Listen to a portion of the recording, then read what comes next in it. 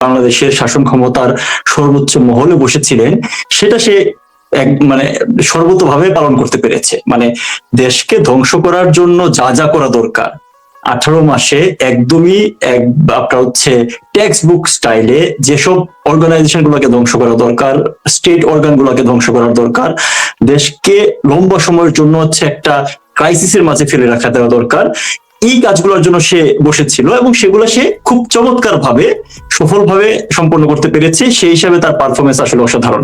তার সাইড থেকে যদি চিন্তা করা হয়, যে আমরা যে ক্রিকেটে দেখি না, যে ধরেন কেউ যদি আপনার ইয়াতে হয়, আপনার কি বলে ব্যাটিং এর শিকার হয়ে কেউ যদি অন্য দলের পক্ষে খেলতে নামে, তাহলে তার পারফরমেন্স আপনি কিভাবে বিচার করবেন? তো তাকে যা শিখাই দেওয়া হয়েছে সেই পারফরমেন্সটা করতে ঠিকভাবে করতে পারলো কিনা, সেটাই তো বিচার্য বিষয়। তো এটা তো সে যথেষ্ট চমৎকার ভাবে করতে পেরেছে এবং দেশকে আসলে সে খাদের কিনারায় না, রীতিমতো খাদে ফেলে দিয়ে গেছে। তো তার side of point of view থেকে দেশ তার পারফরমেন্স অসাধারণ।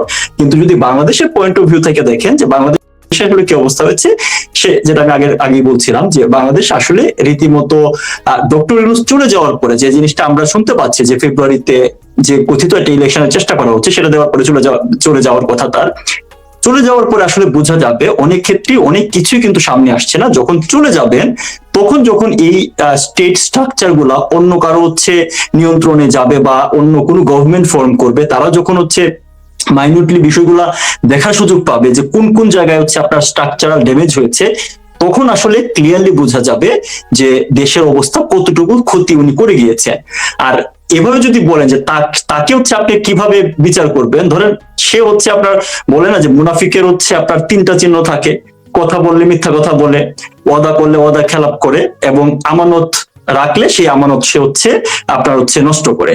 তো ডক্টর ইউনূসের যদি আপনার এই প্রায় 1.5 বছরের শাসনামল দেখেন, অবৈধ শাসনামল দেখেন, সে এই প্রতিটা কাজ চমৎকার ভাবে করেছে এবং একজন মুনাফিকের যা যা হওয়া দরকার সে হয়েছে, এবং দেশকে আক্ষরিক অর্থেই একটা মানে আমাদেরকে আগে বলা হইতো না এক সময়, যে হেনরি কিসিঞ্জার বলেছিল মুক্তিযুদ্ধ পরবর্তী সময় হচ্ছে আমাদেরকে বটমলেস বাস্কেট বলে হচ্ছে টিপ্পনি কেটেছিল, যেহেতু সে আসলে তাদেরই ধারক এবং বাহক সেই অনুসারীদের, সেটাকে সে লিটারেরি কার্যক্রমে পরিণত করেছে। বাংলাদেশের মানুষ কিছুটা বুঝতে পারছে, বাট সেটা হচ্ছে tip of the iceberg. In depth যে পরিমাণ ক্ষতিটা হয়েছে, সেটা সামনে বাংলাদেশের মানুষের জন্য অপেক্ষা করছে সেই পরিণতি দেখার জন্য। যেমন আপনি দেখেন, যদি আমি তার শুরুর দিকের থেকে বলা শুরু করছিলাম, কিন্তু জাস্ট ফর একটা এক্সাম্পল দিয়ে চাই, যদি এখানে বলেন, আমাদের একটা এনডিএ চুক্তি স্বাক্ষর হয়েছে আমেরিকার সাথে, কারণ কি রেসিপ্রোকাল ট্যাক্সটাকে কমিয়ে নিয়ে আসার জন্য আমাদের একটা এনডিএ চুক্তি স্বাক্ষর করা হয়েছে। এবং আমাদের যে আপনার এই অবৈধ সরকারের যে আপনার বাণিজ্য উপদেষ্টা আছে, তিনি কিন্তু বলেছিলেন যে এখানে আমাদের রাষ্ট্র বা স্বার্থ বিরোধী কিছুই নাই, সকল কিছু আমাদের স্বার্থে। তিনি কোথাও বলেছিলেন যে 25টা বোয়িং বিমান কেনার কথা যেটা শোনা যাচ্ছে, সেটার ব্যাপারে হচ্ছে আমেরিকা খুব একটা সিরিয়াস না, তারা এটা বলার জন্য বলছে তারা বেসিক্যালি সিকিউরিটি অ্যাসপেক্ট নিয়ে কনসার্ন। কিছুদিন আগে 16টা বোয়িং কেনার আপনার হচ্ছে নীতিগত সিদ্ধান্ত নিয়েছে বাংলাদেশ বিমান।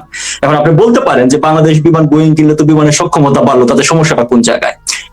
16টা বোয়িং কিনা বিমানের অ্যাপারেন্ট খরচ 2.5 বিলিয়ন থেকে 3.5 বিলিয়ন ডলার লাগবে, ডিপেন্ড অন আপনি কিভাবে নেগোশিয়েট করতে পারেন তাদের কাছে। এখন বর্তমানে বাংলাদেশ বিমানের ক্যাপাসিটিটা আপনি একটু চিন্তা করেন, আমাদের সাকুল্যে বিমান আছে হচ্ছে 20টা, এর মাঝে 6টা হচ্ছে আপনার ভাড়ায় চলছে, এর 8টা মনে হচ্ছে আপনার ডোমেস্টিক এয়ারলাইন্স, অর্থাৎ এটা হচ্ছে আমাদের সামগ্রিক পরিধি। এই পরিধিতে আপনার 16টা বোয়িং বিমান প্রয়োজন না।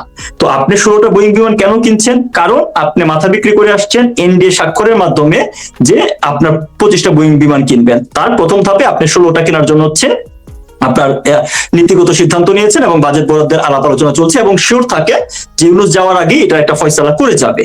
তাইলে এই যে 2.5 বিলিয়ন থেকে 3.5 বিলিয়ন ডলারের যে হচ্ছে একটা আপনার বোঝা বাংলাদেশের ঘাড়ে রেখে যাচ্ছে, এটা তো পরবর্তী যে গভর্নমেন্টই আসুক না কেন তাকে টানতে হবে।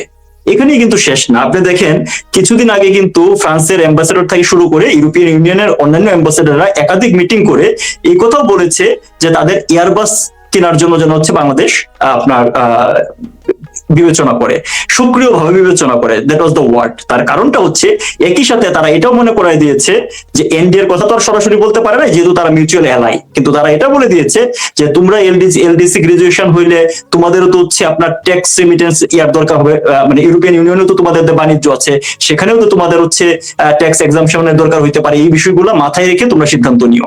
তাহলে আপনি এই এক রিসিপ্রোকাল ট্যাক্স কমানোর জন্য হচ্ছে এনডিএ স্বাক্ষর করে তার আন্ডারে বোয়িং কিনছেন। এখন হচ্ছে আপনার ইউরোপিয়ান রাষ্ট্রগুলো আপনাকে থ্রেট দিচ্ছে যে এয়ারবাস যদি তুমি না কিনো তাহলে কিন্তু তোমার খবর আছে, ইউরোপের বাজার নষ্ট করে দিব। তাই এই অংশটাও তো ডিলকে পরবর্তীতে কোনো গভর্নমেন্ট আসলে তাকে করতে হবে। এটা একদম মানে একদম রিসেন্ট এক্সাম্পল দেখে হচ্ছে আমি এটা আপনার উদাহরণটা দিলাম যে কিভাবে এই স্ট্রাকচার গুলো ধ্বংস হয়েছে।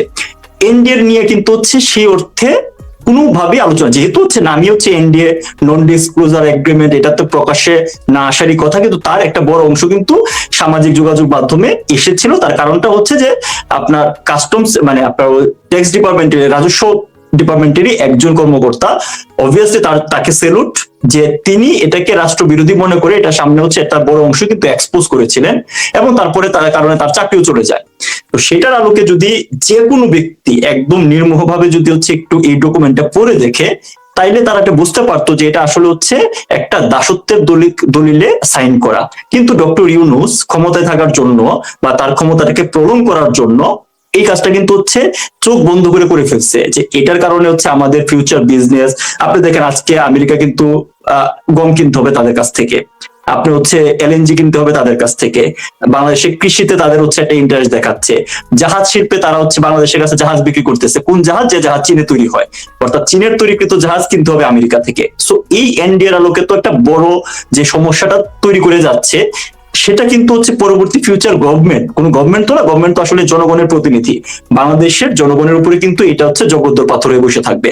কালকে বলবে হচ্ছে এটা কেনার কথা ছিল কিনতেছো না কেন, পরশুদিন বলবে এই বাণিজ্য করার কথা ছিল করতেছো না কেন, তারপরের দিন বলবে সিকিউরিটি ইলেভেন্টে আমার এই জিনিস দরকার দিচ্ছ না কেন।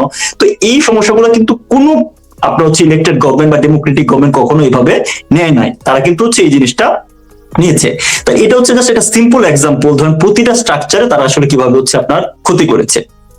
আর আপনি যদি বলেন যে কেন আমি এই কথা বললাম, সে দেশ আপনার হচ্ছে ধ্বংসের জন্য ধ্বংস করে গেছে বা এটা শুরুটা কিভাবে হয়েছিল, আপনার নিশ্চয়ই মনে আছে যে ডক্টর ইউনূস তো 8 তারিখে বাংলাদেশে এসে হচ্ছে আপনার ক্ষমতা দখল করলেন। তার আগেই সে হচ্ছে আপনার ফ্রান্সে বসে থেকেই কিন্তু ভারতের ব্যাপারে, আমাদের প্রতিবেশী দেশের ব্যাপারে একটা আক্রমণাত্মক বক্তব্য দিয়েছে। কি আক্রমণাত্মক বক্তব্য দিয়েছে? যে বাংলাদেশ ইনস্টেবল হইলে তাদের 7 সিস্টার অক্ষত থাকবে না। তার রিটালিয়েশনটা কি হয়েছে দেখেন, আজকে 1.5 বছরে আমাদের প্রতিবেশী দেশের সাথে আমাদের যে সম্পর্কটা ছিল সেই সম্পর্কটা তলানিতে। কারণটা হচ্ছে ডক্টর ইউনূস স্বভাবতই খুব চালাক মানুষ, তো উনি বুঝতে পারছিলেন যে বাংলাদেশের রাজনীতিতে তো তার হচ্ছে ফিল্ড লেভেলে তার কোনো ধরনের অনুসারী গ্রুপ নাই, সে চলছে সারা জীবন এলিট সোসাইটির মানুষজনের সাথে, সেখানে তার একটা হচ্ছে আবেদন থাকলেও থাকতে পারে, কিন্তু বাংলাদেশের পলিটিক্যাল এরিনাতে তো তার কোনো ইনফ্লুয়েন্স নাই। যদি থাকতো তাহলে তো 2007 সালে একদম খুবই কমফোর্টেবল সিচুয়েশন উনি যখন তার একটা দল গঠন করতে চাইলেন, তখন হচ্ছে এই অল্প সময়ে তার এই দল গঠনের সিদ্ধান্ত থেকে বের হয়ে আসতে হয় না। তো উনি এটা ভালো করেই জানেন যে বাংলাদেশের পলিটিক্যাল এরিনাতে তার কোনো সাপোর্টার বেজ নাই, তার কোনো অনুসারী গ্রুপ নাই, বা তাকে কেউ হচ্ছে অ্যাক্টিভলি তার কাজে পার্টিসিপেট করবে এমন লোক নাই। কিন্তু তিনি এটা বুঝতে পেরেছিলেন যে বাংলাদেশের রাজনীতিতে ভারত বিরোধিতা একটা গুরুত্বপূর্ণ অনুষঙ্গ। সো এই অ্যাঙ্গেলে যদি হচ্ছে একটু খেলা যায়, তাহলে একটা ওভার বাউন্ডারি করলেও করা যেতে পারে। শুধুমাত্র এই কারণেই কিন্তু, কারণ একটা মানুষ এখনো ক্ষমতায় বসে নাই, না তার আগেই কোন ধরনের রিটেলিয়েশন তৈরি হয় না, রিপার্কেশন তৈরি হয় না, তার আগে হচ্ছে আপনি প্রতিবেশী দেশ নিয়ে এই ধরনের উস্কানিমূলক বক্তব্য দেওয়ার দরকার নাই। তো সেই ওই বক্তব্য উনি দিলেন, দেওয়ার পরে হচ্ছে ক্ষমতা নিলেন, তার অনুসারী তার ক্যাবিনেটে যারা আছে তাদের লোকজন, এই আপনার এনসিপি নেতারা প্রতিনিয়ত হচ্ছে ভারত বিরোধিতার বক্তব্য দিচ্ছে, এবং ফাইনালি আমরা এসে দেখলাম যে এই হাদির মৃত্যুকে কেন্দ্র করে বাংলাদেশে এমবিসি পর্যন্ত আক্রান্ত হয়েছে। এটার কারণে ভারত আপনার হয়তো স্ট্রং কোনো রিটেলিয়েশন দেখায় নাই, কিন্তু আপনি একটা বার চিন্তা করে দেখেন যে আমেরিকার কোন এমবিসিতে একটা ইটের টুকরা কেউ হচ্ছে ছুড়ে মারছে, সেক্ষেত্রে রিটেলিয়েশনটা কি হওয়া উচিত ছিল? তো ভারত প্রতিবেশী দেশ বলে বা বন্ধুপূর্ণ দেশ বলে সেই জিনিসটা হয়তো হচ্ছে তাদের ডিপ্লোম্যাটিক পয়েন্ট অফ ভিউ থেকে তারা ওভারলুক করে দিয়েছে, কিন্তু এইভাবে যে আমাদের কে প্রতিবেশী দেশের সাথে একটা শত্রুতামূলক সম্পর্ক তৈরি করার দিকে নিয়ে গেছে, এটা খুব ইন্টেনশনালি করেছে।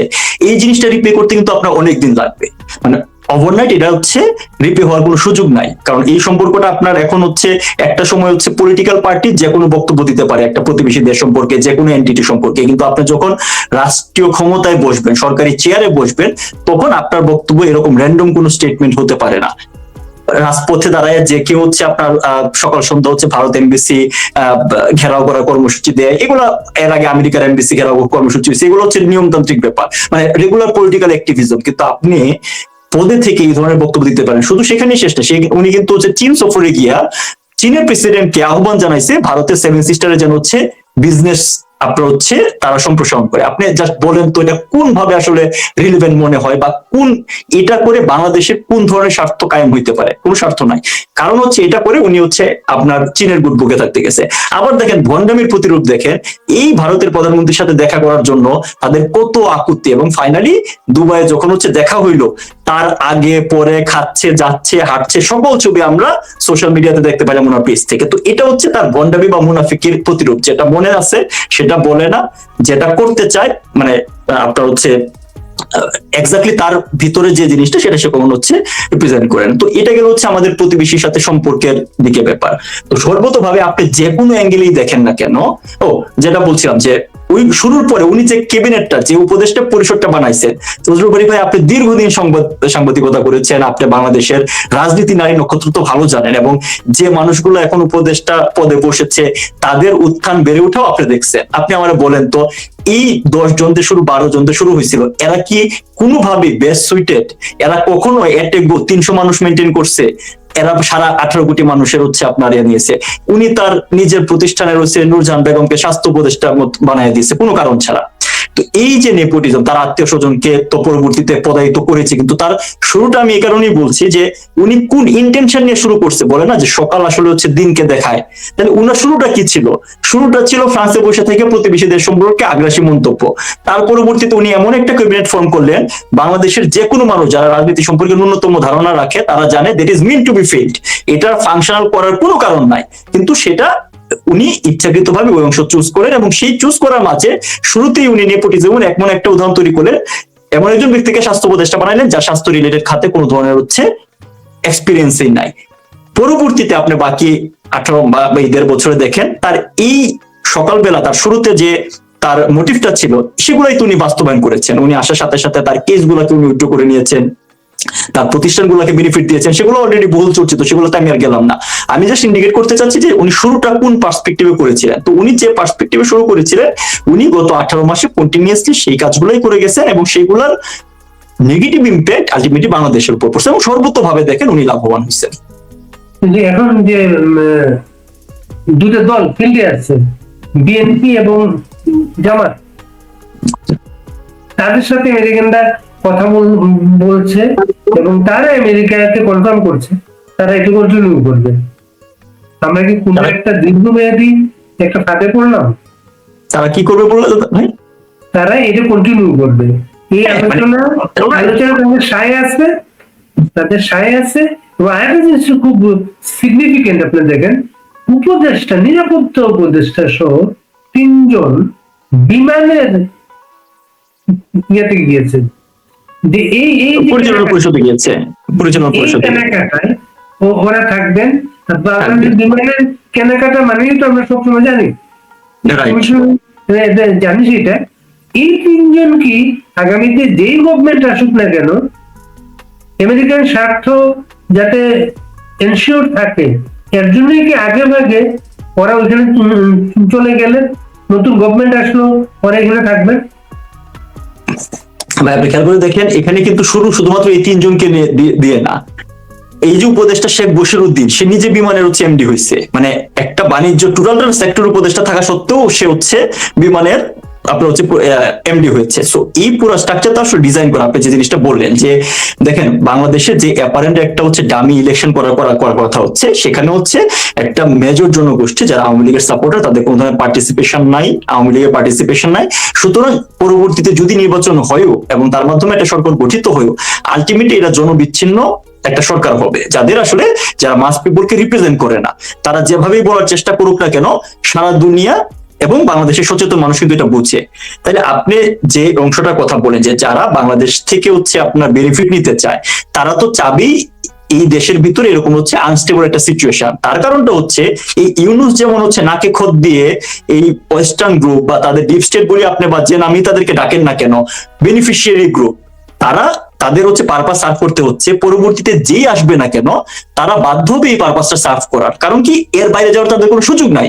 বাইরে যাইতে চাইলেই তখন হচ্ছে আপনার অন্যভাবে হচ্ছে ওই তাদের শক্তি ক্ষমতা অন্যভাবে তাদের যে এই ভিতরে তাদের যে এজেন্ট গুলো বসায় রেখে যাচ্ছে তাদেরকে তারা অ্যাক্টিভ করে ওই সরকারকে বিপদে ফেলবে। এটা দ্যাট ইজ দ্য ব্লুপ্রিন্ট। কারণ আদার দেন দ্যাট হচ্ছে আপনার এই এনডিএ তে একটা কথা নাই। কারণ আমার যেহেতু পড়ার সুযোগ হয়েছে, যেহেতু এটা একজন মানুষ এ করেছে, অনেকে হয়তো ডিপলি পড়ে না, আমি এটা নিয়ে একটা প্রোগ্রামও করেছিলাম এবং এটা নিয়ে আরো বেশি কথা বলা দরকার।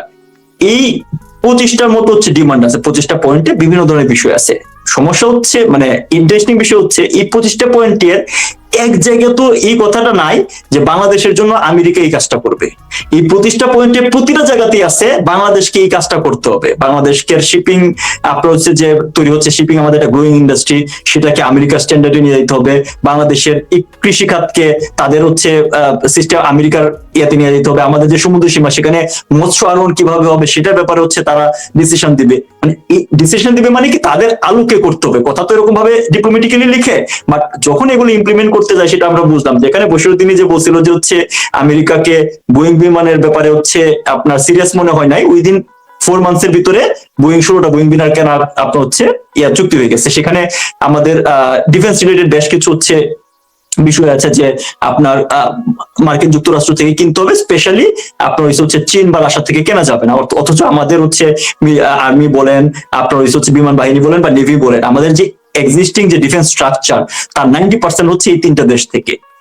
তো এখন ধরেন কোনো কারণে যদি এমন একটা অবস্থা তৈরি হয় যে ধরেন তারা আমাদেরকে আপনার প্রেশার ক্রিয়েট করলো যে হচ্ছে ইয়া করা যাবে না, কি বলে আর কেনা তো যাবেই না, কোনো ধরনের হচ্ছে পারচেজ করা যাবে না, তাদেরকে কিনতে হবে। তাহলে এক্সিস্টিং যে মানে সাপ্লায়ার যে কান্ট্রি গুলো আছে তারা যদি বলে যে আমরা কোনো ধরনের স্পেয়ার পার্টস দিব না বা আমরা কোনো ধরনের হচ্ছে সাপোর্ট দিব না, তখন আমাদের সিচুয়েশনটা কি হবে? সো আক্ষরিক অর্থেই যে বাংলাদেশকে একটা ভঙ্গুর এবং হচ্ছে কি বলে একটা ডিফেন্সলেস রাষ্ট্রে পরিণত করার জন্যই তো এই কাজগুলো করা হচ্ছে। তো দেখেন এই যে বিমানের ক্ষেত্রে আপনি বিমানে বললেন, আপনি বলেন বিভিন্ন পদায়ন গুলো যদি দেখেন, গত পরশুদিনই আপনি দেখছেন যে হচ্ছে এই যে হাদির ভাইকে হচ্ছে আপনার যুক্তরাষ্ট্রে হচ্ছে আপনার সেকেন্ড সেক্রেটারি ডিপ্লোমেটিক কূটনীতি বানানো হয়েছে। ডক্টর ইউনূস তার ভাতিজাকে অপূর্ব জাহাঙ্গীরকে প্রেস সেক্রেটারি করছে। আপনার অনেক হচ্ছে ইয়াকে আশিক চৌধুরী যে প্যারা জাম্পার হিসেবে খুবই মানে সোশ্যাল মিডিয়াতে ভাইরাল একটা লোককে নিয়ে আসা, আপনি তাকে প্রথমে কি দিলেন, তাকে বিডার চেয়ারম্যান দিলেন। বিডার চেয়ারম্যান করার পরে তাকে হচ্ছে একটা ব্যবসারও চেয়ারম্যান বানাইলেন, তারপরে তাকে প্রতিমন্ত্রীর মর্যাদা দিলেন। আজকে আউটকাম কি? দেশের ইতিহাসের সর্বনিম্ন পর্যায়ে আছে বিনিয়োগ, একটা সুন্দর হচ্ছে প্রেজেন্টেশন, আর এই 16 ডিসেম্বরে সে মনে হচ্ছে আপনার আবার একটা প্যারাজাম করছিল। এই দুইটা জিনিস ছাড়া আপনার আউটকাম কি এখন পর্যন্ত বলেন? সো সর্বতভাবে ডক্টর ইউনূস যে কাজগুলো করেছে, এটাই বললাম যে ধরেন কিছু ইম্প্যাক্ট আমরা সামনে দেখতে পাই, কিছু ঘটনা অ্যাক্টিভিজম যে মানে অ্যাক্টিভিটি যেটা ইম্প্যাক্ট ইমিডিয়েট হয়, আপনার নজর এটা মানুষজন এটার ব্যাপারে হচ্ছে মতামত দিতে পারে, কিন্তু ইউনূস যে ক্ষতিটা করে যাচ্ছে সেটা হচ্ছে আপনার স্ট্রাকচারাল ড্যামেজ করে যাচ্ছে, যে কারণে আপনি পরবর্তীতে কারো পক্ষে সেগুলো হচ্ছে রিমেডি করে সামনে এগিয়ে যাওয়া খুব কঠিন হবে। আমাদের ব্যাংকগুলোর সরকারের ঋণ বেড়ে 6.5 লক্ষ কোটিতে হচ্ছে উপনীত হয়েছে। আজকে বাংলাদেশের মুদ্রাস্ফীতি হচ্ছে হাইয়েস্ট পজিশনে আছে। তো এই জিনিসগুলো তো হচ্ছে ডেটা, কোন ডেটা, যে ডেটা গুলা অনেক লিমিটেশনের মাঝেও বাংলাদেশ মিডিয়া থেকে কিছু প্রকাশিত হচ্ছে, কিন্তু এর বিহাইন্ড দ্য সিন আরো কত বড় ক্ষতি হচ্ছে সেগুলো তো হচ্ছে এখন পর্যন্ত যেটা বললাম যে পরবর্তীতে কেউ এসে যখন হচ্ছে এই স্টেট মিশনারি গুলা আপনার হচ্ছে অবজার্ভ করার সুযোগ পাবে তখন না বুঝতে পারবে, তার আগে কিন্তু হচ্ছে বোঝা যাচ্ছে না। কিন্তু এমন একটা স্ট্যাটাস সে তৈরি করে যাচ্ছে, পরবর্তীতে যে আসুক না কেন, হ্যাঁ, তাদেরকে এটা মেনটেন করা ছাড়া খুব টাফ একটা পজিশনে তারা হচ্ছে পৌঁছাবে। সরকার খুব সিরিয়াস হচ্ছে গণভোট নিয়ে, কিসের কারণটা? দেখেন গণভোটের যে 4টা বিষয় হচ্ছে আপনার গণভোট করা হয়েছে, গণভোট এটা খুবই মনে করেন হচ্ছে আপনার এই ইলেকশন নিয়ে কথা বলা আসলে ঠিক না, তারপরও তো প্রসঙ্গক্রমে যেহেতু এই জিনিসগুলো আলোচিত হচ্ছে বলা দরকার।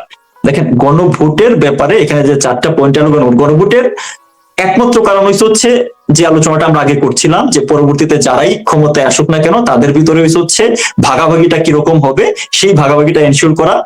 যে সরকার কাঠামোতে থাকবে সেটা যেন দুর্বল সরকার হয়, এবং ওপোনেন্ট যেন একটা হচ্ছে অ্যাপারেন্টলি ওপোনেন্টে কিছু ক্ষমতার ভারসাম্য তৈরি হয়, এরকম একটা ব্যাপার কিছু আছে 1 নম্বর পয়েন্টে। 2 নম্বর পয়েন্টে আছে যে তারা ঐক্যমত কমিশনে যে বিষয়গুলো তারা একত্রিত রাজি হয়েছে সেগুলো বাস্তবায়ন করতে সরকার বাধ্য থাকবে। এই যে কোনগুলো বিষয়ে তারা একত্রিত হয়েছে, একমত হয়েছে, কোনগুলো বিষয়ে একমত হয় না, এটা নিয়ে কিন্তু কোনো আলোচনা নাই। অর্থাৎ এই যে আলাপ আলোচনা তারা করেছে লম্বা সময়, 1.5 বছর ধরে খুব আয়োজন করে বিদেশ থেকে বিদেশি আপনার হায়ার করে নিয়ে আসা হয়েছে, সাধারণ মানুষের ন্যূনতম কোনো সম্পৃক্ততা আছে, মানুষজন জানে আসলে তারা কোন পয়েন্টে হচ্ছে গণভোট করতে যাচ্ছে কি যাচ্ছে না।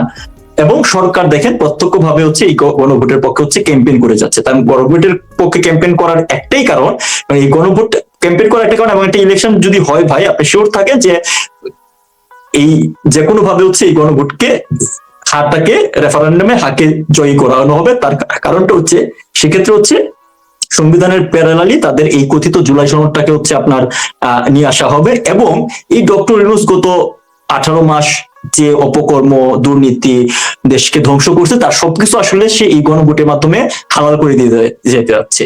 তো এটার কারণ হচ্ছে যে সে ক্যাম্পেইনটা এই কারণে করতেছে রেজাল্ট ঠিক করা। যদি 12 তারিখে ইলেকশন আসলেই হয় তাহলে গণভোটে যে রেফারেন্ডাম হার জয়যুক্ত হবে এতে কোনো সন্দেহ নাই, কারণ ডিজাইনটা এভাবেই করা। এর একমাত্র এবং মেইন কারণটা হচ্ছে তার সকল অপকর্ম, তাদের যে এই কাজগুলা আপনার গত 18 মাস ধরে করেছে, তারপরে এই জুলাই আন্দোলন, এই জুলাই যে দাঙ্গা আন্দোলন হয়েছে, দেশে হাজার হাজার পুলিশ মারা হয়েছে, সাধারণ মানুষজন, দেশের রাষ্ট্রীয় সম্পত্তি ধ্বংস করা হয়েছে, এদেরকে তো কাগজে কলমে একটা ইমিউনিটি দিয়েই যাচ্ছে।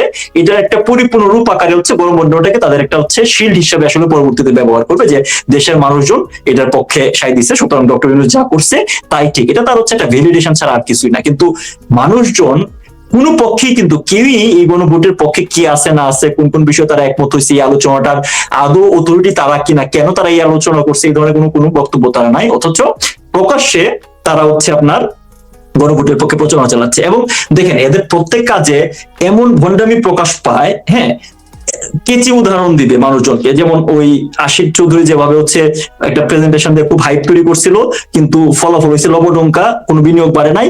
এদের মানে ডিফেন্স গুলো এরকম হচ্ছে খুব হাস্যকর হবে। সে কিছুদিন আগে দেখলাম যে প্রেস সেক্রেটারি আপনার হচ্ছে গণভোটের সরকার গণভোটের পক্ষে প্রচারণা চালাইতে পারে, এতে কোনো ধরনের নিরপেক্ষতা ক্ষুণ্ণ হয় না।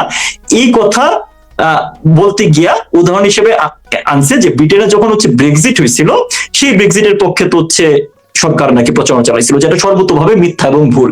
ব্রেক্সিটের পক্ষে আপনার হচ্ছে সরকার প্রচারণা চালায় নাই, কনজারভেটিভ পার্টি, লেবার পার্টি তাদের প্রতিনিধিরা তাদের মতো করে হচ্ছে প্রচারণা চালাইছে। কোনো দেশের কোনো গভর্নমেন্ট কোনো এন্টিটির পক্ষে প্রচারণা চালায় না। মার্কিন যুক্তরাষ্ট্রে যখন নির্বাচন হয়, যখন হচ্ছে প্রেসিডেন্ট ক্যান্ডিডেট ফাইনাল হয়ে যায়, তখন তারা যখন হচ্ছে বিভিন্ন জায়গায় হচ্ছে আপনার বলেন ক্যাম্পেইনে যায়, তারা আমেরিকার প্রেসিডেন্ট হিসেবে যায় না, প্রেসিডেন্ট পদপ্রার্থী হিসাবে যায়। ইভেন সিটিং প্রেসিডেন্ট হইলেও সে রাষ্ট্রীয় কোনো স্ট্রাকচার ব্যবহার করে যায় না, রেদার তার দল বা সে যে ফান্ড তৈরি করে সেই ফান্ড ব্যবহার করে তারা হচ্ছে তাদের ক্যাম্পেইনটা চালায়, এবং সেই ক্যাম্পেইনটা শতভাগ রাষ্ট্রীয় স্ট্রাকচার থেকে আলাদা থাকে। কিন্তু এরা কথা বলার সময় দেখবেন যে বললাম না যে মুনাফিক কথা বললে মিথ্যা কথা বলে, তারা উদাহরণ আনলেও এই ধরনের মিথ্যা উদাহরণ দেয়। তো গণভোটের পক্ষে যখন হচ্ছে একটা রাষ্ট্র একটা সরকার সরাসরি পক্ষে তারা ক্যাম্পেইন চালাচ্ছে, তার মানে তারা হচ্ছে এটার পক্ষে চায়। সো তাদের তো আসলে এই ক্যাম্পেইন করা দরকার ছিল না, এই নাটক করা দরকার ছিল না। তারা নিজেরা যেভাবে আলাপ আলোচনা করিয়া, এই দেশে বাংলাদেশ তো এখন অধ্যাদেশের দেশ হয়ে গেছে, কাগজে কলমে আপনার হচ্ছে একটা লিখে দেয়, পরের দিন হচ্ছে আপনার সেটা অধ্যাদেশ জারি হয়ে যায়, সেই অনুসারে হচ্ছে আপনার দেশ চলতেছে। তাই এটা চাইলে তারা অধ্যাদেশ আকারে করতে পারতো, কিন্তু এটা ওভারঅল মানুষজনকে বোঝানোর জন্য যে না, জনগণ আমাদের পক্ষে আছে। কারণ যেহেতু সর্বতভাবে কোনো জনসমর্থন এটার সাথে ছিল না, ইন দা লং রান ইতিহাসে যেন তারা বলতে পারে যে না, আমাদের তো একটা রেফারেন্ডামের মাধ্যমে তো হচ্ছে মানুষজনের সম্মতি আমাদের সাথে ছিল, এটার জন্য করতেছে। কিন্তু এটাও আলটিমেটলি এই যে ডক্টর ইউনূসের তৈরিকৃত যে খাত, সেই খাতটা যেন হচ্ছে প্রলং হয়, দীর্ঘমেয়াদী হয়, তার একটা হচ্ছে সিস্টেম। এবং এটাও নিশ্চিত থাকেন যে গণভোট হওয়ার পরে যে সরকার, ইভেন সে যদি বিএনপি সরকার গঠন করে, তাদেরও দেশ চালাইতে হচ্ছে প্রচুর কষ্ট হবে। কারণ এখানে এই পরিমাণ লুপহোল তৈরি করে রাখা যাওয়া হচ্ছে, যেখানে তারা হচ্ছে আপনার কোনো গভর্নমেন্টের পক্ষে, পলিটিক্যাল গভর্নমেন্টের পক্ষে আপনার হচ্ছে ইন্ডিপেন্ডেন্টলি স্বাধীনভাবে তাদের মতামত অনুসারে দেশ চালানো সম্ভব না। এটার আরেকটা কারণ আছে, সেই কারণটাও গুরুত্বপূর্ণ। সেটা হচ্ছে এই 18 মাসে ডক্টর ইউনূস সহ তার সভাসদ যারা উপদেষ্টা আছে, যে পরিমাণ অন্যায় দুর্নীতি করছে, সেগুলো তো একসময় না একসময় সামনে আসতো। আপনি দেখেন, এটা যে কোনো স্ট্রাকচারই হয়, একটা পলিটিক্যাল পার্টি বা যে কোনো একটা গভর্নমেন্ট চলে যাওয়ার পরে পরবর্তী গভর্নমেন্ট আসলে পূর্ববর্তী গভর্নমেন্টে কিছু না কিছু ডিগ আউট করে। এটা শুধুমাত্র বাংলাদেশে না, দুনিয়ার সকল জায়গাতেই আছে। তো ডক্টর ইউনূসের এই অপকর্ম বা পাপের পরিমাণ এত বেশি, সেটা ডিগ আউট করা ছাড়াই কিন্তু এখন দৃশ্যমান, এখনই মানুষজন বলা শুরু করছে। তো সে আসলে দেশকে এরকম একটা ঝামেলায় ফিরে রেখে দিতে যাচ্ছে, যেন ওই ইউনুসের কালের দিকে কি হয়েছে না হয়েছে সেটা নিয়ে মানুষ আর নজর দেওয়ারই চিন্তা না করে, ওই ছেড়ে দে, মানে বলেন একটা আমাদের দেশে কথা বলে যাচ্ছে আপনার মানে কুত্তা সামলাবো না ভিক্ষা লবো, এরকম একটা অবস্থা বাংলাদেশকে রেখে যাচ্ছে আর কি। তাহলে মানুষজন বর্তমান নিয়ে মানে বাংলাদেশের পরবর্তী সিচুয়েশনটা এতই খারাপ হইতে যাচ্ছে বাংলাদেশে, মার্ক মাই ওয়ার্ড, যে মানুষজন তার বর্তমান এক্সিস্টেন্স নিয়ে মানে আপনার চিন্তা করে কুল পাবে না। আপনার হচ্ছে আগে কি হয়েছে, ইউনুস করে গেছে, মানুষ ওইদিকে যেন হচ্ছে পরবর্তী কোন গভর্নমেন্ট বা যে আসুক না কেন সে যেন তাকাইতেই না পারে, এটলিস্ট তো তার টাকা পয়সা আকাম কুকাম যা করছে এগুলা একটা সেফটি এক্সিট এনশিওর করতে আপনার এটলিস্ট তো মাস 6 বা 1 বছর সময় লাগবে। সো বেসিক্যালি সে এই কাজটা করে যেতে যাচ্ছে, দেশ একটা যেন হচ্ছে সংকটের ভিতরে থাকে, এবং এই সংকটকালীন সময়ের মাঝে তার যে অনুসারী যারা আছে তাদেরকে নিয়ে সে যেন তাদের এক্সিটটা নিশ্চিত করে পরবর্তী জীবনটা সে নিশ্চিত করতে পারে। দুর্নীতি কি ইউনুসের চেয়ে বেশি কেউ করতে পারছে এখানে?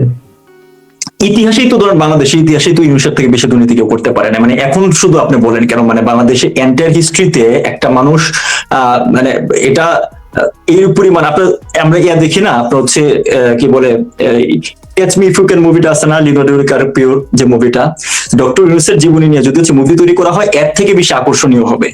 ব্যাপারটা হচ্ছে যে সেটাতে তো হচ্ছে নায়ক যে ফ্র্যাঙ্ক আবেঙ্গেল যে নায়ক ছিল, লাস্টে সে ধরা খায়, এবং ধরা খাওয়ার পরে সে হচ্ছে ওই ফেক কারেন্সি বাছাইয়ের ক্ষেত্রে আপনার জেলে থাকা অবস্থায় কাজ করে। ডক্টর ইউনুসের সেটা তো করতেছে না, তার এখন পর্যন্ত যদি আমি তার এন্ডিং চিন্তা করি তাহলে এখন পর্যন্ত আর ওই কোনো একটা ভালো কাজের নজিরও নাই। মানে ক্যাচমি ফুকেনের এই বাটপার বা চোর তো শেষ জীবনে এসে কিছু ভালো কাজ করছে, সে এখন পর্যন্ত কোনো ভালো কাজ করে নাই। সেটা আপনার শুরু থেকে দেখেন, যদি তার হচ্ছে এই মাইক্রো ক্রেডিটের আপনার সে যেটার জন্য সে বিশ্বব্যাপী খ্যাতি অর্জন করছে যে মাইক্রো ক্রেডিট সে এটার জনক, এটা একটা সর্বত মিথ্যা কথা। গ্রামীণ ব্যাংক সে বানাইছে সেটা মিথ্যা কথা। তারপর হচ্ছে এই যে প্রতিষ্ঠানগুলা এখন তার দখলে আছে, তার নামে প্রায় 50-এর অধিক প্রতিষ্ঠান আছে, গ্রামীণ নামধারী প্রতিষ্ঠান আছে। এই প্রতিষ্ঠানগুলো সবগুলো হচ্ছে গ্রামীণ ব্যাংকের প্রতিষ্ঠান। গ্রামীণ ব্যাংক একটা হচ্ছে আপনার একদমই বাংলাদেশ ব্যাংক দ্বারা তৈরিকৃত একটা প্রতিষ্ঠান, যেটা হচ্ছে সংবিধানের 152 ধারা অনুযায়ী একটা গভর্নমেন্ট স্পেশাল স্ট্যাচুটরি বডি। সেই প্রতিষ্ঠানের টাকা দিয়ে যে প্রতিষ্ঠানগুলো তৈরি করা হয়েছে ডক্টর ইউনূস, সেই প্রতিষ্ঠানগুলো মালিকানা ডক্টর ইউনূস এককভাবে নিজের হাতে কুক্ষিগত করে রাখছে এখন পর্যন্ত। এবং তার মাঝে সবচেয়ে লাভজনক প্রতিষ্ঠান হচ্ছে গ্রামীণ টেলিকম, যেটার গ্রামীণ ফোনের 34.2% শেয়ারের মালিক। তো এজ এ হোল এই গ্রামীণ টেলিকমের প্রপার্টি বা সম্পত্তির পরিমাণ যদি ধরেন এজ অফ টুডে মোর দেন 30,000 কোটি টাকা। তাহলে এই টাকাটা হওয়া উচিত ছিল গ্রামীণ ব্যাংকের তথা বাংলাদেশ সরকারের, যেটা দিয়ে সাধারণ মানুষজনের উপকার হবে। তো সেই কাজটা তো সে এককভাবে কুক্ষিগত করে রাখছে। সেখানেই কিন্তু শেষ না, এই যে কিছুদিন আগে গত পরশুদিনই মনে হয় এটা আমি লিখছিলাম যে একদমই এই আপনার বিটিআরসি থেকে সকলের মোটামুটি বলা যায় যে অগোচরে। একদিকে তো হচ্ছে আপনার এনইআর বাস্তবায়ন নিয়ে মোবাইল ব্যবসায়ীদের সাথে একটা হচ্ছে টানাহরেন চলতেছে, মানে চাপানোতর চলতেছে, বাংলাদেশে আন্দোলন চলতেছে, উইদাউট নোয়ের কেন বাস্তবায়ন করা হলো, সিম কয়টা চলবে না চলবে, এটা নিয়ে বিভিন্ন ধরনের কাজ চলতেছে। এর আড়ালে বিটিআরসি যে কাজটা করছে যে 700 মেগাহার্টজ তরঙ্গ, যেটাকে বলা হচ্ছে গোল্ডেন ফ্রিকোয়েন্সি অ্যাকচুয়ালি, এবং এটাকে যে কোনো দেশই এটার আসলে হচ্ছে যদি আপনার ডিজিটাল পয়েন্ট অফ ভিউ থেকে চিন্তা করতে চায়, সেটা হচ্ছে ওয়ান অফ দ্য মোস্ট আপনার দামি সম্পত্তি একটা রাষ্ট্রের, এই গোল্ডেন মেগাহার্টজ যেটাকে বলা হয়, ফ্রিকোয়েন্সি যেটাকে বলা হয়, সেটার একটা হচ্ছে আপনার ক্যাটাগরি করে সেটা একটা নিলাম করার চেষ্টা করা হয়েছে। নিলামে এমন ভাবে স্ট্রাকচার বা নিয়মগুলো তৈরি করা হয়েছে যে শেষ পর্যন্ত গ্রামীণ ফোন এবং রবি ছাড়া কেউই ছিল না, এবং আপনার হচ্ছে রবি শেষ পর্যন্ত উইথড্র হইতে বাধ্য হয়, শুধুমাত্র গ্রামীণ ফোন থাকে, এবং এটা 15 বছরের জন্য আপনার গ্রামীণ ফোনকে দিয়ে দেওয়ার ব্যাপারে হচ্ছে মোটামুটি নীতিগত সিদ্ধান্ত নিয়ে নেওয়া হয়েছিল। কিন্তু কোর্টে এটা রিট করার কারণে, যে রিট দায়ের করার পরে এই রিটটা কিন্তু প্রথম 2 দিন কোনো বিচারক শুনেই নাই, কিন্তু সোশ্যাল মিডিয়াতে এটা আলোচনা হওয়ার পরে 20 তারিখে কোর্ট রিট আপনার হচ্ছে এই রুলটা শুনে এই নিলামের উপরে 4 সপ্তাহ নিষেধাজ্ঞা দিয়েছে। তো হোনোস এটা হয়ে যাইতে পারে, কারণ এই নিলাম না করে আবার কোন একটা অধ্যাদেশ দেওয়া কে জানে যে হচ্ছে গ্রামীণ ফোনকে দিয়ে যেতে পারে। তো এই গ্রামীণ ফোন লাভবান হওয়া মানে কি, গ্রামীণ টেলিকম লাভবান হওয়া 1/3 মালিক, তো গ্রামীণ টেলিকমের মালিককে ডক্টর ইউনূস। তো পদে থাইকা এরকম নির্লজ্জ ভাবে কোন তার নিজস্ব প্রতিষ্ঠানকে বেনিফিট দেওয়ার নজির বিশ্বের ইতিহাসে একটা নাই। আপনি দেখেন তারা এই ডক্টর ইউনূস বলে যে সে ওয়েস্টে বিভিন্ন জায়গায় হচ্ছে আপনার সে ঘোরাফেরা করে, তার জীবন কাটছে তো ওয়েস্টে, সে ওয়েস্ট আমাদের ইভেন শুধুমাত্র নট অনলি ডক্টর ইউনূস, এই ক্যাবিনেটের যে লোকগুলো আছে তারা তো এনজিও কর্মী মোস্টলি, এটা তো একটা এনজিওগ্রাম গভর্নমেন্ট। এই এনজিও আর কিছু হবে না, তারা সারা দুনিয়ার মানে আপনার হচ্ছে পলিটিক্যাল সিস্টেম কিভাবে চলে, গভর্নমেন্ট কিভাবে অপারেট হয়, তারা তো এগুলো জানার কথা। এই আপনার যুক্তরাজ্যে বাসা ভাড়া সংক্রান্ত একটা বিষয়, মানে এখানকার যে হাউজিং মিনিস্টার ছিলেন, উনি তার নিজের বাসা ভাড়া বৃদ্ধি করছিল বলে তার পথ চলে গেছে, যে তার নিজের মালিকানাধীন একটা বাসা ভাড়া একজন মন্ত্রী হিসেবে সে বাড়াইছে, সেটা হচ্ছে সরকারের মাঝে ইমপ্রেশন ঠিক রাখে না। অর্থাৎ বাকি দুনিয়াতে কনফ্লিক্ট অফ ইন্টারেস্টটাকে এত সিভিয়ারলি দেখা হয়, আর এখানে আপনি দেখেন ডক্টর ইউনূস কি পরিমাণ কনফ্লিক্ট অফ ইন্টারেস্ট ঘটাইছে। তার প্রতিষ্ঠানের নামে একের পর তার 666 কোটি টাকা সে তার ট্যাক্স মকুফ করছে, গ্রামীণ ফোনকে ট্যাক্স দিয়েছে, তার নামে ইউনিভার্সিটি হয়েছে, তার নামে আপনার হাসপাতালের লাইসেন্স নিয়েছে, তার নামে হচ্ছে জনশক্তি লাইসেন্স, মানে আপনার কি বলে মানুষজনকে বিদেশে পাঠানোর যে ইয়াতে আছে, বাইরের লাইসেন্স নিয়েছে। মানুষজন অনেক করে, আমি একটা প্রোগ্রাম মজা করে বলতেছিলাম যে গ্রামীণ ফুড এন্ড বেভারেজ খুললে মদের লাইসেন্স নেওয়া ছাড়া এমন কোন লাইসেন্স বাদ নাই যারা ডক্টর ইউনূস তার প্রতিষ্ঠানগুলোর নামে নেয় নাই। তাহলে এরকম কনফ্লিক্ট অফ ইন্টারেস্ট একটা মানুষের মানে আগাগোড়াই চলে আসে। তো বাকি থাকে হচ্ছে যে এই গ্রামীণ ফোন, তো গ্রামীণ ফোন যদি এই 700 মেগাহার্টজ এর যে গোল্ডেন ফ্রিকোয়েন্সি যেটাকে বলা হয়, এটাকে তরঙ্গ দিয়ে যেতে পারে, বাংলাদেশে এই পুরো মার্কেটটা মনোপলি হয়ে যাবে। সেখানে টেলিটক বলেন, রবি বলেন, আর কারো পক্ষে এই ক্যাপাসিটিতে অপারেট করার সুযোগ হবে না। তাহলে এই মার্কেটটা লম্বা সময়ের জন্য এমনিতেই তো একটা মনোপলি সিস্টেম তৈরি হয়েছে গ্রামীণ ফোনের কারণে, এই মার্কেট লম্বা সময় যাবে। তো গ্রামীণ ফোন লাভবান হওয়া মানে হচ্ছে ডক্টর ইউনূস লাভবান হওয়া। এই যে সার্বিক সম্পত্তি 30,000 কোটি টাকা শুধুমাত্র একটা প্রতিষ্ঠানের সম্পত্তি, অন্যগুলোর কথা বাদই দিলাম, এই জিনিসটা হওয়ার কথা ছিল হচ্ছে গ্রামীণ ব্যাংকের। বাংলাদেশের সাধারণ গরিব যাদেরকে সে বিক্রি করিয়া নোবেল পুরস্কার বাগাইছে, যাদেরকে বিক্রি করে তার নাম যশ খ্যাতি অর্জন করছে, তাদের জন্য 2 পয়সা সে রাখে নাই, কিন্তু সেটা কিন্তু একক ক্ষমতা সেই প্রতিষ্ঠানগুলোর জন্য হচ্ছে সে ধরে রাখছে। তো তার থেকে বেশি করাপশন, দুর্নীতি, এবং খুব রিসেন্টলি আপনি দেখেন একদম মানে এখন তো ধরেন তার আগের কথা বলা লাগে না, তার রিসেন্ট এক্সাম্পলের কোনো অভাব নাই। মাঝখানে আমরা দেখলাম যে হচ্ছে আজারবাইজানের 2 প্রেসিডেন্টের 2 কন্যা বাংলাদেশে আসছে। হ্যাঁ, তো ওনারা মাশাআল্লাহ খুবই আপনার হচ্ছে বিখ্যাত মানুষ, তাদের নামে হচ্ছে আপনার পানামা পেপারস থেকে শুরু করে সব জায়গায় তাদের কেলেঙ্কারির কোনো অভাব নাই। তাহলে এরকম একটা ব্যক্তিকে যারা কোনো পদে থাকে নাই, কোনো কিছুতে নাই, সে বাংলাদেশে সফরে আসছে, ডক্টর ইউনূস তাদের সাথে দেখা করছে। দেখা করার কিছুদিন পরে আমরা কি শুনতে পাইলাম?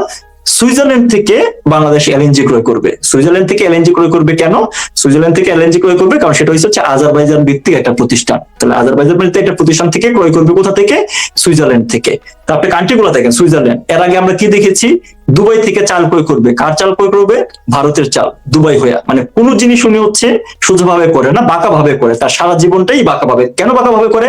কারণ যতগুলা এরকম হচ্ছে আপনার মাঝখানে হচ্ছে পকেট তৈরি করতে পারবেন, তত বেশি হচ্ছে আপনার মানি লন্ডারিং করা, আপনার হচ্ছে অবৈধ টাকাকে পাস করার সুবিধা হয়। এই কারণে কিন্তু এই কাজ করতেছে। আপনি দেখেন আজকে একের পর এক কলকারখানা বন্ধ হয়ে যাচ্ছে, মানুষজন ঢাকা শহরে আপনার হচ্ছে চুলা জ্বালায় রান্না করতে হচ্ছে। তার কারণটা কি? কারণটা হচ্ছে যে এলএনজি সাপ্লাই নিয়ে আমাদের যে হচ্ছে, আমরা তো ব্লক মার্কেট থেকে এলএনজি ক্রয় করা হইতো, সো যাদের কাছ থেকে, এবং মোস্টলি কাতার ভিত্তিক, কাতার থেকে ক্রয় করা হইতো। তার কারণটা হচ্ছে যে আপনার শিপমেন্ট ইজি, মার্কেটে আপনার হচ্ছে কন্টিনিউয়াসলি হচ্ছে আপনার সাপ্লাই থাকে, এবং কখনো হচ্ছে এই ধরনের সমস্যা কিন্তু আগে তৈরি হয় নাই। আপনি খেয়াল করে দেখেন, যখনই আমরা যুক্তরাষ্ট্রের একটা প্রতিষ্ঠান থেকে এলএনজি ক্রয় করার চুক্তি করলাম, আমরা সুইজারল্যান্ডের একটা প্রতিষ্ঠান থেকে এলএনজি ক্রয় করা শুরু করলাম, সেই মুহূর্তে হচ্ছে আমাদের দেশে হচ্ছে এলএনজি ঘাটতি দেখা দিচ্ছে। তার কারণটা কি? কারণটা হচ্ছে এক্সিস্টিং যে সাপ্লায়ার যারা আছে তার, এবং ওই যে পিটার হাসের কোম্পানি থেকে তো আমরা প্রায় হচ্ছে 1 লক্ষ কোটি টাকার এলএনজি ক্রয় করার আপনার চুক্তি করেছি। তো এখন এক্সিস্টিং যারা সাপ্লায়ার আছে তারা তো হচ্ছে ভানারেবল ফিল করতেছে, কারণ এমন একটা রাষ্ট্র ব্যবস্থা বাংলাদেশে কায়েম হয়েছে যেখানে কোনো নিয়ম নীতির বালাই নাই। তাহলে যে লোকগুলো এখন সাপ্লাই দিচ্ছিল, যে প্রতিষ্ঠানগুলা, যে দেশগুলো সাপ্লাই দিচ্ছিল, তারা তো সম্ভবতই ভানারেবল হচ্ছে যে তাদের এই চুক্তিগুলোর ভবিষ্যৎ কি, তাদের যে এক্সিস্টিং আপনার ডিড আছে সেগুলোর ভবিষ্যৎ কি, তাদের পেমেন্ট স্টপ কি হবে। যে কারণে সাপ্লাই বন্ধ হয়ে গেছে, তার জন্য সাফার করতে হচ্ছে সাধারণ মানুষজন। সে তো আরামই আছে, ডক্টর ইউনূস এবং তার পুরো গোষ্ঠী তো আরামে আছে, কিন্তু সাধারণ মানুষজন কি, যে তাদের ব্যক্তিগত বেনিফিটের জন্য নেওয়া এক একটা সিদ্ধান্ত, পিটার হাসের প্রতিষ্ঠান থেকে হচ্ছে গ্যাস কিনা, সুইজারল্যান্ড থেকে গ্যাস কিনা, দুবাই থেকে চাল কিনা, এই প্রতিষ্ঠানগুলো তো হচ্ছে, এই সিদ্ধান্তগুলো তো কোনোভাবেই রাষ্ট্রীয় বা জনগণের কল্যাণের জন্য হইতে পারে না। প্রতিটা ক্ষেত্রে আপনার হচ্ছে 100 টাকা দিতে হবে, তাহলে জনগণের 100 টাকা খরচ করার মাঝে কি বেনিফিট থাকতে পারে? বেনিফিট ডক্টর ইউনূসের, কারণ এই ইন্টারিম, এই ব্যবস্থার মাধ্যমে মাঝখান দিয়ে সে আসলে তার লাভটা বের করে নিবে, এবং সারা জীবনই উনি এই কাজটাই করেছে। আরেকজনের ঘাড়ে, মানে আরেকজনের সম্পত্তিকে নিজের সম্পত্তি মনে করিয়া সে ভোগ দখল করছে, এবং পারলে মালিকানা পরিবর্তন করছে। তারেক রহমান তো প্রথমে আসতে পারলেন না, বললেন তার আশাটা তার উপর নির্ভর করে না, তারেক রহমান আসলেন। আপনার কাছে কি তথ্য, কি সমঝোতা এটা? না এখন দেখেন এই এই জিনিসটা ভাই মানে আমি স্পেকুলেশন করতে চাই না, স্পেকুলেশন করে 2 দিন পরে আবার বলবে যে হচ্ছে নাম লিখছে নিরাপত্তা বিশ্লেষক স্পেকুলেশন করে। কিন্তু এই পুরো আলাপ আলোচনা মাঝে একটা অংশ আমার কাছে খুবই অ্যালার্মিং লাগে সেই জিনিসটা হচ্ছে যে ধরেন বাংলাদেশে একটা বৃহৎ রাজনৈতিক দলের প্রধানকে নিজেকে বলতে হচ্ছে যে বাংলাদেশে ফিরে যাওয়ার ব্যাপারে সিদ্ধান্ত আমার একার না। তার মানে কি বাংলাদেশটা আর কেউ নিয়ন্ত্রণ করতেছে?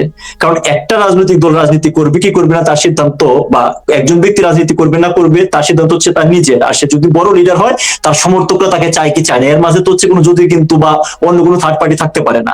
তাহলে তারেক রহমানকে এই কথা বললে আপনি যে জিনিসটা বললেন যে পিছনে ব্যাকডোরে কি সিদ্ধান্ত হয়েছে না হয়েছে সে আলাপ আলোচনা বা আমি স্পেকুলেশন করলাম না, কিন্তু তাকে যে এই কথা বলতে হয়েছে এটাই আমার কাছে হচ্ছে একটা অশনি সংকেত লাগে যে বাংলাদেশের বর্তমান রাষ্ট্র ব্যবস্থা, বর্তমান রাজনৈতিক পরিস্থিতি এমন পর্যায়ে গিয়ে দাঁড়াইছে যেখানে একজন ব্যক্তি সকল ইনগ্রিডিয়েন্ট পক্ষে থাকার পরেও তাকে বলতে হয় যে বাংলাদেশে ফিরে যাওয়া আমার একা সিদ্ধান্তের উপর নির্ভর করতে পারে না।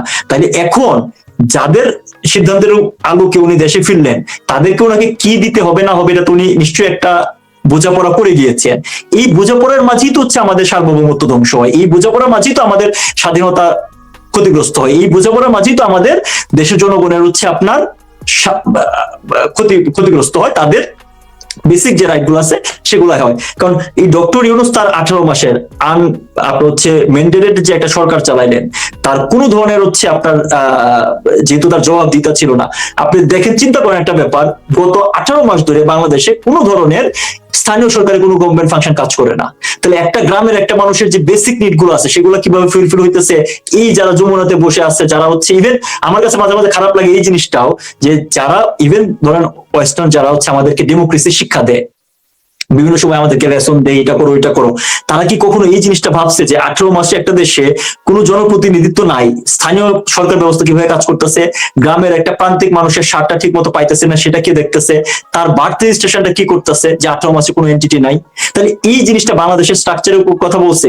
আপনি বিএনপির কথা বলেন, সেখানে আমি জাস্ট একটা কথা এডিশনে বলতে চাই স্পেকুলেশন না করে, যে বিএনপি কে ভবিষ্যতে অন্য সকল কিছু বাদ দিলেও এই জবাবটা বিএনপি কে দিতে হবে বাংলাদেশের জনগণের কাছে, যে তারা তো দাবি করে যে তারা জনগণের রাজনীতি করে, এবং যে কোনো পলিটিক্যাল পার্টি করুক আর না করুক এটা তো তাদের দাবি, এটাই তাদের হচ্ছে নির্বাচনে যাওয়ার জন্য এই কথাই তারা বলে। ডক্টর ইউনূস যে 18 মাসে যতগুলা রাষ্ট্রবিরোধী দেশ বিরোধী জনস্বার্থ বিরোধী সিদ্ধান্ত নিছে, ওনারা একটার এগেনস্টে কোনো কথা বলছে? একটার এগেনস্টে কোনো কথা বলে নাই। শুধুমাত্র তারা চাইছে একটা ইলেকশন, যেন তেন ভাবে একটা ইলেকশন হয়, তাদের সামনে ক্ষমতার মসনদ যে কোনো ভাবে এই চেয়ারে বসতে পারলেই হইল। তারা শুধুমাত্র এটাকে পুঁজি করিয়া তারা হচ্ছে রাজনীতি করছে। আর যে জিনিসটা তারা মাঠ পর্যায়ে অলরেডি প্রচলিত আছে যে আপনার বাস স্ট্যান্ড এবং টেম্পো স্ট্যান্ডের দখলবাজি করছে, এটা তো আক্ষরিক করতেই করছে। তো এইটা ছাড়া যে দলটা দাবি করে তারা জনগণের রাজনীতি করে, এই জনস্বার্থ বিরোধী, আপনার দেশের গ্যাসের দাম, দেশে গ্যাস নাই, আপনি কোন বাংলাদেশের এক্সিস্টিং কোন পলিটিক্যাল পার্টিকে একটা কথা বলতে শুনছেন? এই দেশে পোলাপান 1 জানুয়ারিতে বিগত প্রায় 1 যুগ ধরে এমন কোনোদিন যায় না যে মানে 1 জানুয়ারিতে হচ্ছে মানে ছাত্ররা বই না পায়। এই এখন পর্যন্ত হচ্ছে 6 কোটি বই দেওয়া হয় নাই। তাহলে এটা নিয়ে কেউ একটা কথা বলছে না যে কেন এখন হচ্ছে পোলাপান? এগুলো তো একদম বেসিক জিনিস আমাদের শিক্ষার্থীদের হচ্ছে বিষয়, এটা কেন দিচ্ছে না?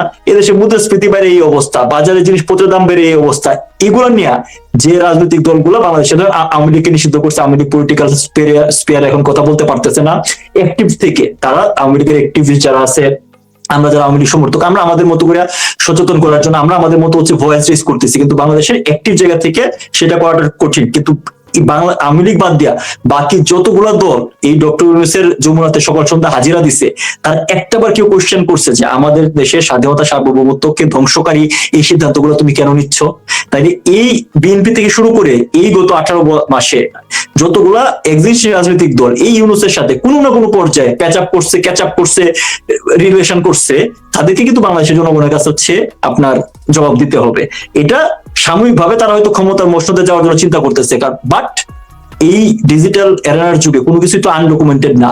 একটা এনডিএ চুক্তি স্বাক্ষর হয়েছে যেখানে দেশের স্বাধীনতা সার্বভৌমত্ব এবং বাংলাদেশের সিদ্ধান্ত গ্রহণের ক্ষমতাকে ধ্বংস করা হয়েছে, সেটা নিয়ে বাংলাদেশে কোনো রাজনৈতিক দল একটা কথা বলে নাই।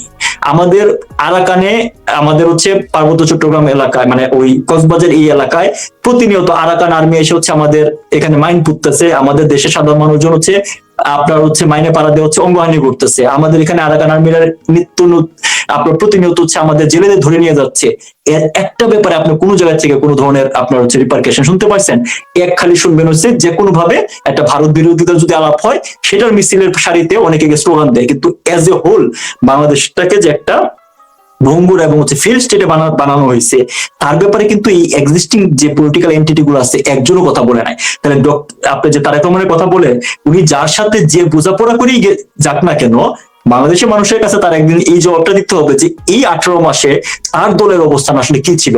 কারণ 2 দিন পরে এসে উনি বলবে যে ইউনূস এগুলো করে রেখে গেছে, আমি পারবো না, ইন্ডিয়া তো করছে, আমার কিছু করার নাই, এগুলো কিন্তু মানুষজন বিশ্বাস করবে না। তার কারণটা হচ্ছে সর্বতভাবে এই ইউনূস যত অপকর্ম করছে তার অপকর্মের সক্রিয় অংশীদার হচ্ছে বিএনপি এবং জামাত, এতে কোনো সন্দেহ নাই। কারণ এই জিনিসগুলা আপনি পলিটিক্যালি ডিবেট করেন, আপনি যে আপনার দেশের যে সমস্যাগুলা রাইজিং সমস্যাগুলো আছে সেগুলো নিয়ে আপনি পলিটিক্যাল ডিবেট করেন, যে অনাচারগুলো হচ্ছে সেগুলো নিয়ে আপনি পলিটিক্যাল ডিবেট করেন। একটা বড় কিন্তু হচ্ছে আমরা আওয়ামী লীগের নিষিদ্ধ করতে হবে, আওয়ামী লীগকে ধরতে হবে, মারতে হবে, এই কথা বাদ দিয়া দেশের জনগণের জন্য করতে হবে এরকম ব্যান্ডে একটাও তারা ভয়েস রেজ করে। সুতরাং এটার জন্য তারেক রহমানকে ইন ফিউচার জবাব দিতে হবে এবং সাফার করতে হবে, কারণ উনিও তো হচ্ছে রাজনীতিতে ধরনের বড় হইতেছে, তার লম্বা কেরিয়ার চাবে। সো এই জিনিসগুলো ওনাকে পাশ কাটায় যাওয়ার কোনো সুযোগ নাই। এই জবাবটা একদিন তাকেই দিতে হবে যে আপনি কার সাথে বোঝাপড়া করে আসছিলেন এবং ডক্টর ইউনূসের সাথে আপনার আন্ডারলাইনিং ডিলিংটা কি ছিল, যে কারণে আপনি ডক্টর ইউনূসের এই অপকর্মের সময়ে দুই চোখে চোখে কালো চশমা পরে আসছিলেন। 12 তারিখে কি শুধুমাত্র গণভোট হবে মনে হয়? শুধুমাত্র গণভোট আমার কাছে মানে ইলেকশন নিয়ে ভাই স্পেকুলেশন করাটা এরকম কঠিন। কারণ কি আজকে দেখেন আমরা যখন কথা বলতেছি আজকে 16 তারিখ না ভাই, 16 তারিখ আর 14 দিন 12 দিন 26 দিন আছে। মানে বাংলাদেশের এন্টায়ার স্ট্রাকচারে যারা দেশে আছে তাদের কারো কাছেই ইলেকশন বলতে কোনো কিছু মনে হচ্ছে না। এটা হচ্ছে সাধারণ মানুষের মতামত, এবং যে কারণে আপনি খেয়াল করে দেখেন যে পুরো গভর্নমেন্টকে সকাল সন্ধ্যা হচ্ছে জিকির করতে হচ্ছে যে ভোট কিন্তু 12 তারিখ, ভোট কিন্তু 12 তারিখ, ভোট কিন্তু 12 তারিখ। এটা তো করার দরকার নাই। ভোট মানে হচ্ছে একটা উৎসবমুখর পরিস্থিতি হওয়ার কথা। সো সার্বিক পরিস্থিতি ওটাকে ইন্ডিকেট করতেছে না। ভোট হইলে সেটা একটা স্টেজড ইলেকশন হওয়ার দিকে আছে। দেখেন আপনি যে কথা বলেন যে গণভোট হইতে পারে কিনা, ডক্টর ইউনূস প্রথম থেকেই চাইছে হচ্ছে যে তার ক্ষমতা থেকে যতটা প্রলং করা যায়। এখানে আবার ইতিহাস টানতে হচ্ছে, আপনি একটু মনে করে দেখাই। ঠিক 1 বছর আগে ডিসেম্বরে আপনার নিউজের সাংবাদিক নুরুল কবিরের সাথে ডক্টর ইউনূস একটা হচ্ছে সাক্ষাৎকার দিয়েছে, নিশ্চয়ই আপনার মনে আছে। যে সাক্ষাৎকারে ডক্টর ইউনূসকে যখন জিজ্ঞেস করা হয়েছিল যে আপনার উপদেষ্টাদের পারফরমেন্স কেমন সেটার ব্যাপারে একটু ওপিনিয়ন দেন, ডক্টর ইউনূস কি বলছিল যে আমার নিজের পারফরমেন্স তো ভালো না, অন্যদের পারফরমেন্স কি হবে। দেখেন এই কথাটা কিন্তু স্লিপ অফ টাং হিসেবে সে বলে ফেলছিল। এই একটা সত্য কথা উনি বলছিল তার এই এন্টায়ার 18 মাসের মাঝে, একটা সত্য কথা। তো এই বলার ঠিক ইমিডিয়েট পরপরই আমরা দেখলাম কি তার তরফ থেকে হচ্ছে ক্যাম্পেইন, এই যে ডাস্টবিন শফিক একটা ক্যাম্পেইন চালু করলো যে সারকে 5 বছর চাই। হ্যাঁ, আপনার এই ঈদগাহে নামাজ পড়তে গেছে, সেখানে 5টা ভাড়াটিয়ারে দ্বারা করে দেওয়া হয়েছে যে মিছিল করার জন্য যে হ্যাঁ স্যারকে 5 বছর চাই। এই ক্যাম্পেইন কিন্তু একটা টাইম সে করার চেষ্টা করছে, অর্থাৎ ইলেকশনটাকে প্রলং করার জন্য। এবং এটা কিন্তু স্ট্রেট বক্তব্য একাধিকবার ডক্টর ইউনূস নিজেও বলছে যে ইলেকশন কবে দিতে হবে এটার জন্য তারা তো বাধ্য না। আপনার হচ্ছে বললেন হচ্ছে ব্রিগেডিয়ার সাকাত সাহেব উনি নিজে বলছে আমরা তো দস্তকে দিয়ে বলি না যে হচ্ছে ইলেকশন দিতে হবে। এগুলো কিন্তু তাদের ডকুমেন্টেড কথাবার্তা। অর্থাৎ এই ইলেকশনটা প্রলং করার জন্য, মানে তাদের ক্ষমতাটাকে দীর্ঘায়িত করার জন্য তারা কিন্তু একটা ইনিশিয়েটিভ নিয়েছে।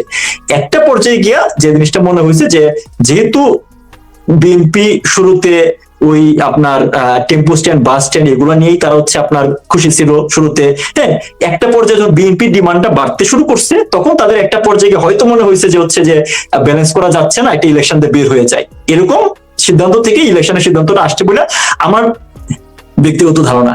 কিন্তু ডক্টর যদি কোনো সুযোগ পায় যে সিচুয়েশনটা ঘুরাই দেওয়ার, যেমন একটা সুযোগ কিন্তু হচ্ছে এই হাদির হত্যাকে কেন্দ্র করিয়া হয়েছিল। এবং আপনি খেয়াল করে দেখেন এই হাদির হত্যাকাণ্ডের এন্টায়ার স্ট্রাকচার যেটা একটা রাষ্ট্রীয় ব্যর্থতা এবং রাষ্ট্রীয় একটা হচ্ছে স্টেজ ড্রামা, এতে কোনো সন্দেহ নাই।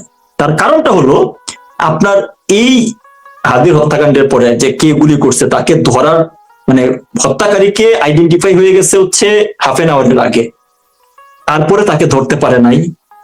এক এক দিন এক এক রকম থিওরি হাজির করা হয়েছে, বলা হয়েছে ভারতে আছে, কখনো ভারতে নাই, এই ধরনের বিভিন্ন ধরনের বক্তব্য করে জিনিসটাকে হচ্ছে ঘোলাটে করা হয়েছে। দেন হাদিকে আপনার তৈরি করা হয়েছে কি যে একদম মানে আপনার নতুন প্রজন্মের মালনে ভাসানি টাইপের একটা প্রতিরূপ দিয়া তার পিছনে হচ্ছে সারি থেকে সবাই আপনার হচ্ছে হাজির হওয়ার চেষ্টা করছে, এবং এটার মাধ্যমে একটা বিপ্লবী সরকার হয়ে যাবে, এই ধরনের বার্তা কিন্তু হচ্ছে খুব আলোচিত ঘটনাই ছিল। তো ডক্টর ইউনূস শেষ মুহূর্ত পর্যন্ত যদি কোনো সুযোগ পায় সেই সুযোগটা কাজে লাগানোর চেষ্টা করবে। সেই সুযোগটা যদি না পায় তার জন্য ইলেকশন দিয়া বের হয়ে যাওয়ার জন্য তার কাছে হচ্ছে ইজিয়েস্ট অপশন। আর একটা কারণ আপনার বুঝতে হবে, এই ব্যক্তিটা জীবনে কোনোদিন টানা 2 মাস বাংলাদেশে থাকে নাই। সে 2010 সাল থেকে যদি 22 সাল পর্যন্ত আমার দেখার সুযোগ হয়েছিল, জানার সুযোগ হয়েছিল, এই 12 বছরে তার বিদেশ সফর আছে হচ্ছে মোর দেন 160টার বেশি বিদেশ সফর 12 মাসে। সো এভারেজে বলে যে কোনো মাসে সে থাকে না, এবং এই ধারা কিন্তু প্রথম 14 মাস বাংলাদেশেও সে বহাল রাখছে। তার এই উপদেষ্টা, প্রধান উপদেষ্টা থাকার পরে সে 14 মাসে 14 সফর কিন্তু দিয়েছে।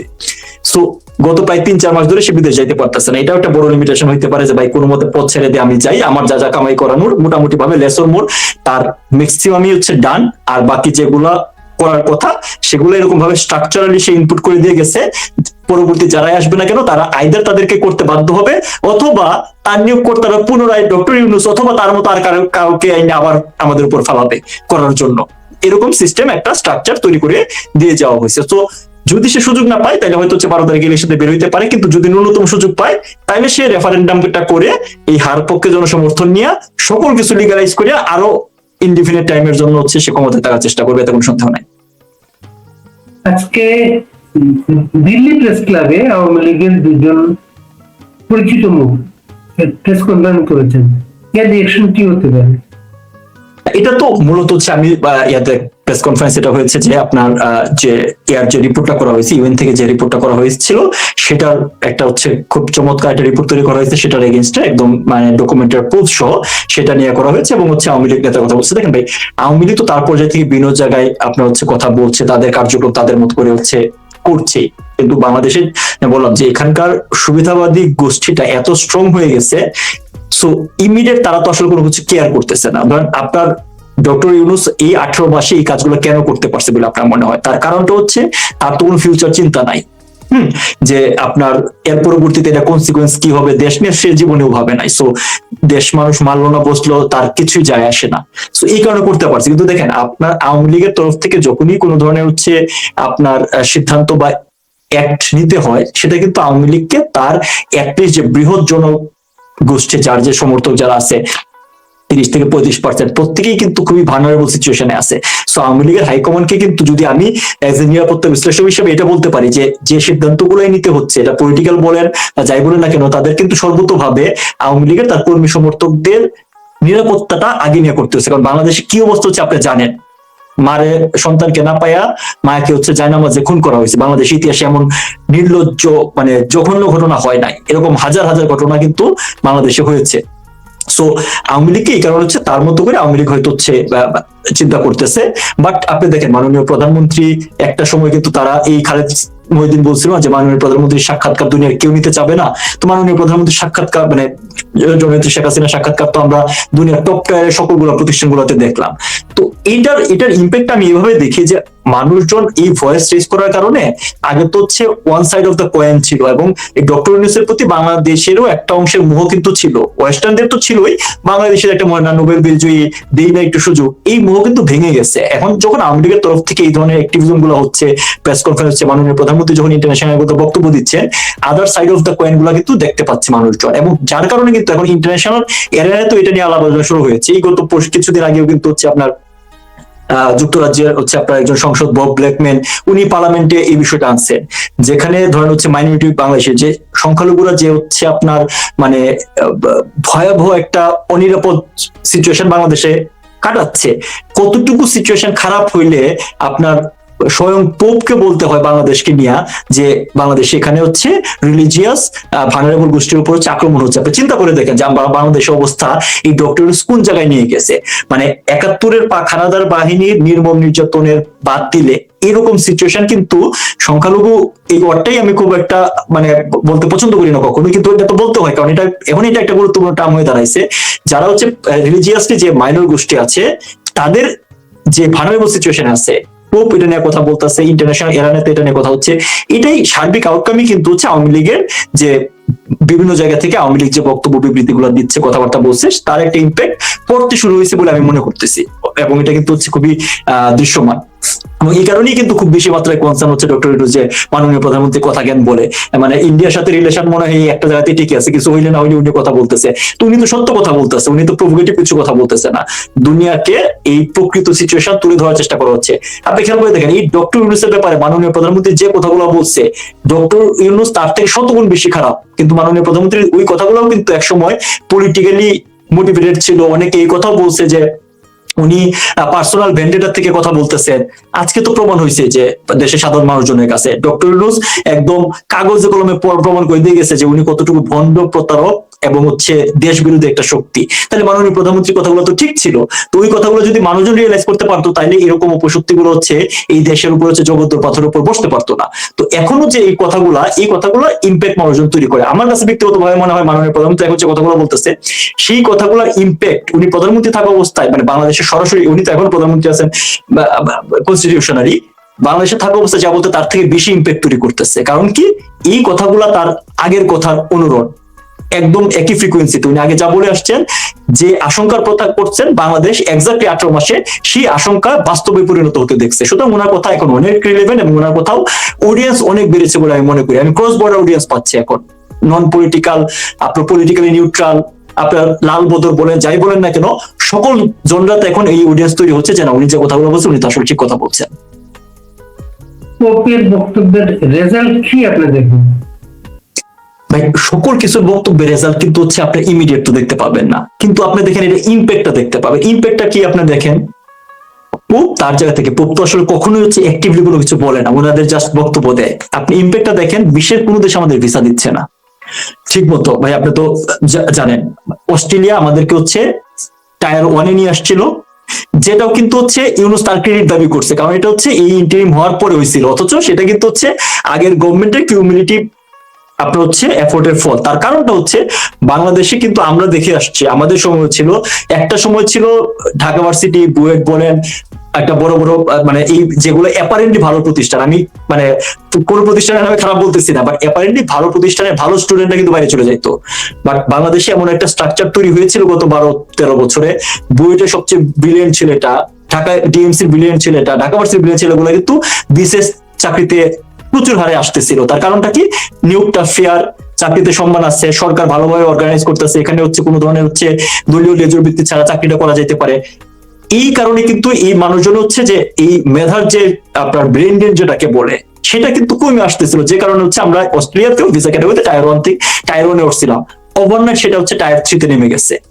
হ্যাঁ, অন্যান্য কোনো দেশই হচ্ছে আমাদের ভিসার ব্যাপারে কিন্তু এখন ফ্লেক্সিবল না। যুক্তরাজ্যে একাধিক প্রতিষ্ঠান, এমন মানে প্রায় 8-10টা বিশ্ববিদ্যালয় এট এ টাইম বলছে যে তারা বাংলাদেশি স্টুডেন্ট নিতে চায় না।